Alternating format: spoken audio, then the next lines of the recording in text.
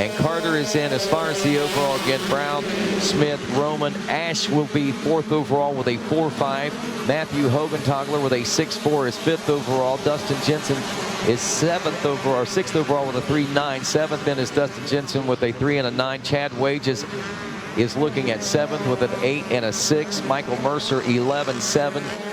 Shane Kelleher is 9th, and then Brandon Albright goes 10 and 11 for 10th place overall. We're off and rolling. Schoolboy 112 to 17. Another burn burner in this one, and a hive of bees have been set free, it sounds like, as they are off and rolling here. That is Tyler Millette out front. He got a 3rd place position finish in his qualifying moto for the Schoolboy 1 class. We know this is another one of those classes that wasn't easy to achieve success in. Ryder Thompson, the 451, taking a win. Luke Foster, the 462, another Top Gun, out here taking a 2nd place position. Revin Gordon took a 2nd in his division race. As we said, Millette took a 3rd in his division. Augustin Berenici took a win in his division on the 53. And that's just Will Canniger took a 5th on the 708 in his division. And that's just a handful of riders. We mentioned that our potential top 10 riders here in the 2nd moto of the Schoolboy 112 to 17 BC class. But as so many times today, we've seen other names that have been able to pepper their way in and be some nice surprises here in these 2nd motos for some.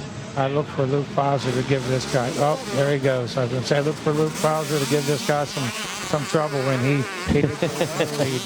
As I was ready to say that, Luke's a fighter, that's for sure. He wants to win. Yep, I don't think Malay had a chance to even consider fighting back the way that Fauser passed with such authority. Now we see the number 20 trying to pick that pace back up as they check through with now on lap 2, working on lap 2. Landon Gordon in 3rd place. Christian Merman checked in 4th. Clark Robbins was 5th. Justin Turner in 6th. Augustin Berenici in 7th. Landon Hartz in 8th. Will Canniger in 9th place, and Alessandro Carminati rounding out the top 10, and Mikey Wayne's down on the podium. Hey, I'm up here with Steve Roman and our special guest, our special presenter here. Steve, man, solid ride for you, buddy. Who you want to thank? First off, just thank all my family, all the riders that come down from Jones and Roman Motocross School that came with us. Thank all those guys for coming. Everybody here at Unlimited Sports putting this event on, and then all my sponsors, Hillview Motorsports, Jeff at MX Tire, John Knowles, Shane at PR2 Suspension, Fly, Dunlop, Braking, Sunstar, Weisco. The list just goes on and on. I have so many, and like I said, I couldn't do it without all of them, and I thank everyone for coming out, and congratulations to the other guys that came out on top of this one. My first moto, getting that 5th, really hurt the overall, and just not getting good starts in the motocross portion of this, but you know, you can't win them all. That's it, man. Well, hey, congratulations to you. Make some noise for Steve Roman. All right, Brad Smith coming up next. A 2nd place finish for Brad. Brad Smith, man, again, 2nd place finish for you out there, buddy. Who you want to thank? You know, everybody at MTF, working there, get to ride when I can. Big B, Colleen, you know, for letting me have that opportunity. My girlfriend Lauren for coming out and supporting me a couple days. Steve Rayborn, my parents at home watching. Team Green, Deep South Kawasaki, Dunlop Tires, Factory Connection, FMF Pipes, Stark Clothing, Scott Goggles, Answer Racing, you know, and anybody else. Thank you. There you go. Make some noise. 2nd place finisher, Brad Smith. All right, Mike Brown going to make his way up onto the box here. And I'll get the privilege of presenting Mike Brown with another number 1 plate there for you, Mike. A little bottle of champ for you in the other hand. Take a photograph and make some noise. Your champ of the event, 30 plus, Mike Brown. Well, Mike, big congratulations to you, man. If I am not mistaken, I think this was the last one for you this week, correct? It is the last one for sure, and I'm glad for that. You know, my boss from FXR, I told him to sign me up in a few classes, and I get an email saying it's 5 classes, so I was up for it. It's better to race for me and then sit around and, you know, it's a long week. I've only been here half the week, and it feels like it is a long week, but like I said, I'd rather be on that track than sit and watching. So, yeah, 5 was a lot, but I enjoyed it. Heck yeah, love having you out here, Mike. Well, congratulations to you. One last time here this week. Who would you like to thank? Again, FXR, Munn Racing, Pro Tape or Dunlop Pro Circuit. You know, it's like I said, I've said them for the last times I've been up here. Everybody's, even the sponsor I've had in the past, thanks for a great career and you know, support me all the way through here. And like I said, I enjoy every second. Hope everybody gets home safe and finishes the races the way they want. Amen. There you go. Make some noise for Mike Brown. Back to you guys in the booth. Well, thanks a lot, Mikey Waynes. And what a pressure cooker we have here in this Schoolboy 112-17 class. We've watched Falser and Malay going at it over the course of the last couple of laps. I mean, it's been a true slugfest. What looked like was an easy pass for Falser has turned into, well, the getting by might have seemed to look easy, but maintaining the spot has not been that. Landon Gibson now up into the number 3 spot. Christian Merman in 4th. Clark Robbins in 5th. Landon Hartz in the number 6 spot. It's Jessen Turner in 7th. Will Caniger now up to the number 8 spot. Augustin Berenici is 9th, and Alessandro Carminati rounds out your top 10.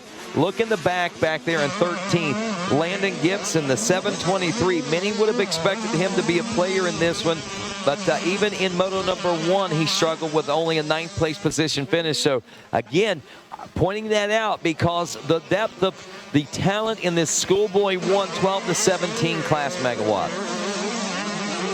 It's absolutely ridiculous, Rodney. Oh, who's down right there? It's absolutely ridiculous, Rodney. Again, Robbins, Hart, Turner, Caniger, Berenici, all these guys are winners. No question about it. Malay, Gordon, and, of course, Luke Fowler. We talked to Daniel Blair last night about Fowler, and he said, you know what? Fowler's covered the gamut this week.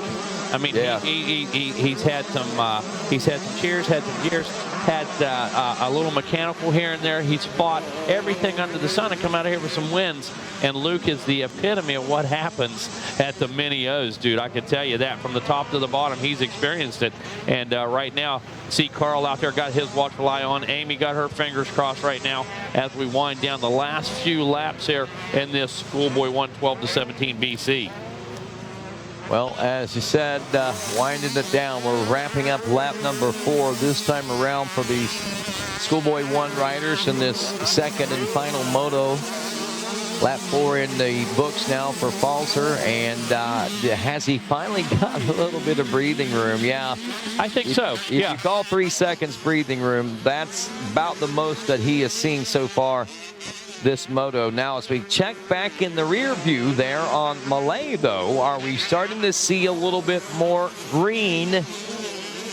I think so too as well. Picture, yeah, because Gordon, excuse me, is now 2.6 seconds back, a 151.8, at least a second and a half better lap time that time around. Right. So yes, we are starting to see that that gap shrink just a little there. And here we go, working our way down through the bottom part of the course again. Back around, here comes our leaders.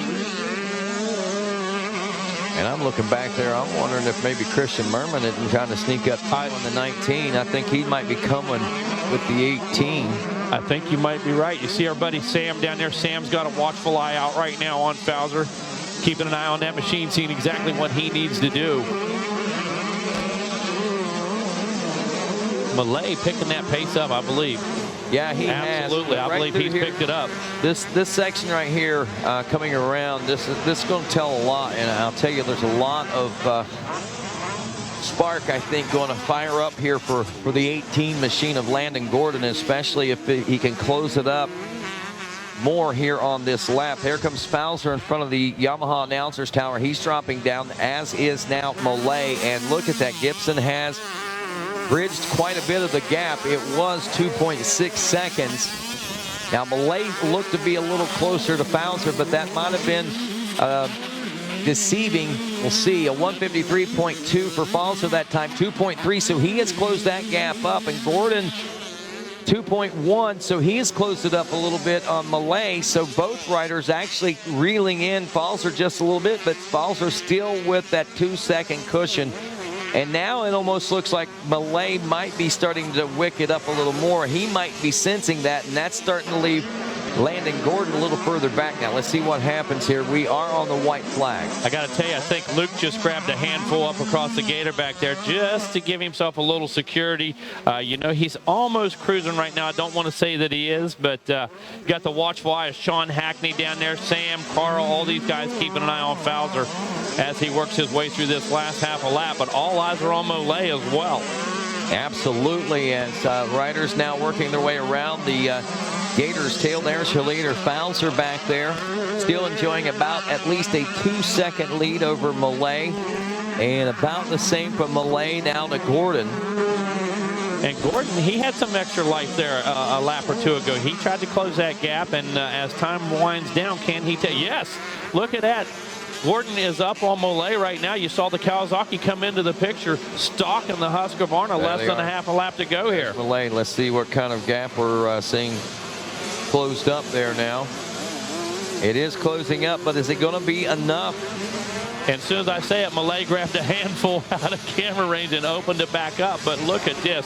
Gordon fighting all the way to the end. Checkered flag just about to come out. You see Luke diving down into the gator pit. There goes Amy right now, working her way down to the podium. Going to be an interesting interview with Mikey Waynes down there, that's for sure. And here we go. Checkered flag is out.